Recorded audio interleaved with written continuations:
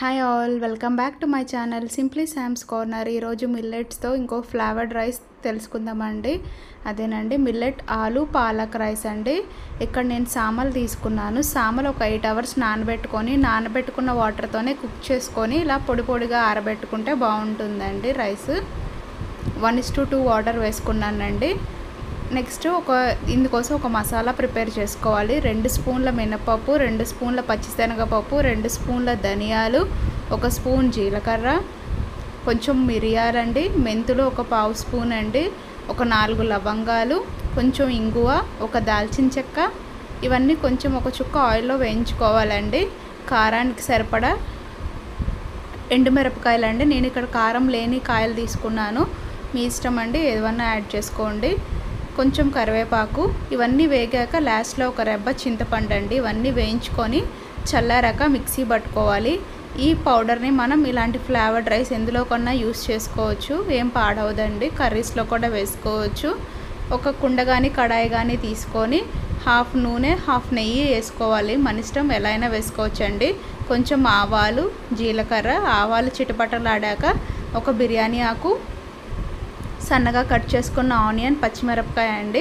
Onions కొంచెం వేగాక cut చేసుకున్న బంగాళదుంప ముక్కలండి. బంగాళదుంప ఎర్రగా వేగాలండి. ఎర్రగా అయ్యేదాకా వేయించుకోవాలి. మనం రెడీ చేసుకున్న అల్లం వెల్లుల్లి పేస్ట్ కూడా వేసుకొని వేయించుకోవాలండి, పచ్చివాసన పోయేదాకా. నెక్స్ట్ సన్నగా కట్ చేసుకున్న పాలకూర అండి. పాలకూర ఎంత ఎక్కువ వేసుకున్నా అది మగ్గిపోయి తగ్గిపోతుంది కొంచెం, కాబట్టి ఎక్కువే తీసుకోవడానికి ట్రై చేయండి.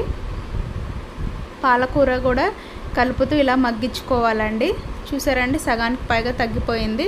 నెక్స్ట్ కొంచెం ధనియాల పౌడర్, జీరా పౌడర్ యాడ్ చేసుకోవాలండి. మీ దగ్గర ఉంటే మునగాకు పౌడర్, కరివేపాకు పౌడర్ కూడా అలాంటివి యాడ్ చేసుకోండి. అంటే ప్లెయిన్ వేనండి, పొడి అంటే జస్ట్ ఊరికే మునగాకు పౌడర్ అలాంటివండి, బాగుంటాయి.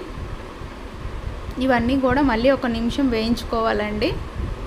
రుచికి సరిపడా సాల్ట్ ఇప్పుడు యాడ్ చేసుకోవాలండి. రైస్కి మొత్తానికి సరిపడా సాల్ట్ ఇక్కడే యాడ్ చేసుకుంటున్నాను.